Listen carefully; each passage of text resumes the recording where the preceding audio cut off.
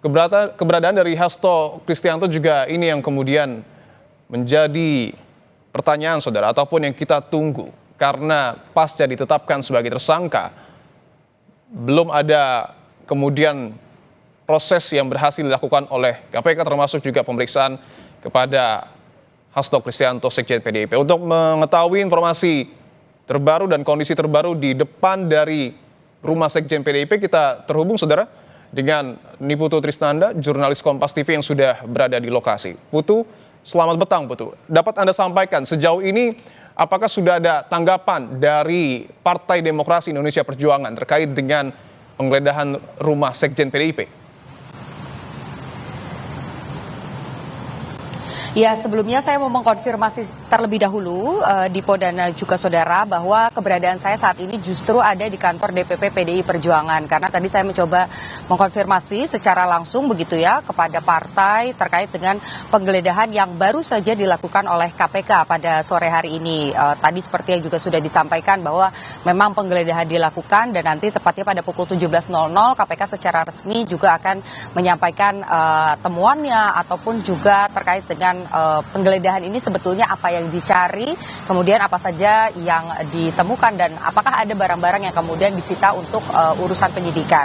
Sementara kalau saya sendiri ini berada di kantor DPP PDI Perjuangan, tadi juga sempat bertemu dengan sejumlah anggota partai begitu ya, dari tingkat DPP, kemudian juga ada juru bicara PDI Perjuangan. Saya mencoba mengonfirmasi terkait dengan penggeledahan karena ini baru saja terjadi dan masih berlangsung proses penggeledahannya, sehingga memang belum banyak yang disampaikan oleh partai terkait dengan penggeledahan tersebut. Tapi satu yang pasti tadi disampaikan oleh juru bicara PDI Perjuangan Guntur Romli bahwa penggeledahan yang dilakukan KPK hari ini lagi-lagi bermuatan politis kalau kata PDI Perjuangan, karena kita tahu beberapa waktu yang lalu Presiden Joko Widodo ini namanya juga sempat masuk dalam list pemimpin terkorup versi OCRP begitu, sehingga kalau dari analisa awal yang kemudian dilihat oleh partai adalah penggeledahan yang dilakukan pada hari ini merupakan upaya untuk kemudian menutup adanya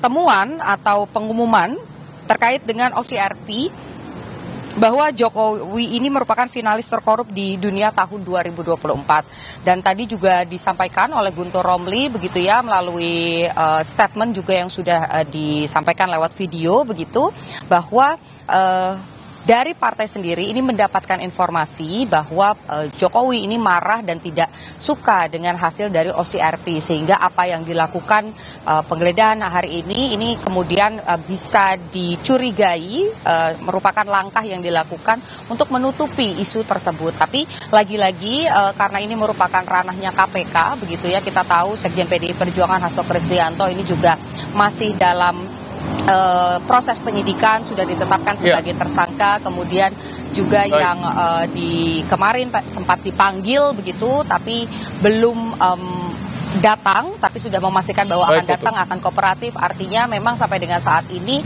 apa yang terjadi urusan soal hukum ini dikembalikan kepada KPK. Kita tunggu pada pukul 17.00 waktu Indonesia bagian Barat apa pernyataan resmi dari KPK, dan kira-kira apakah ada hal yang disita kaitannya dengan penyidikan dari Hasto Kristianto sendiri terkait dengan penetapannya sebagai tersangka di kasus Harun Masiku. Dipo. Kami ingin ketegasannya sekali lagi Putu, apakah kemudian PDIP yang sebelumnya menyebut bahwa akan kooperatif untuk kemudian mematuhi proses hukum yang tengah dijalani oleh KPK, artinya menerima proses penggeledahan yang saat ini tengah dilakukan KPK? Ya, kalau Anda lihat juga jurnalis Kompas TV Alexander Blegur ini juga menuju ke lokasi melihat bagaimana situasi terkini di rumah ataupun juga di kediaman Hasto Kristianto begitu, mengingat bahwa KPK sudah melakukan penggeledahan, artinya tidak ada perlawanan yang signifikan terkait dengan hal tersebut. Tadi juga saya sempat mencoba berkomunikasi dengan Hasto Kristianto secara langsung, juga tetap berada di Jakarta, artinya kooperatif. Dan tadi juga disampaikan bahwa memang ada harapan bahwa nanti pada pemanggilan kedua ini dilakukan setelah hari ulang tahun PDI Perjuangan, yaitu di atas tanggal 10 Januari, karena memang ada serangkaian kegiatan yang akan dilakukan.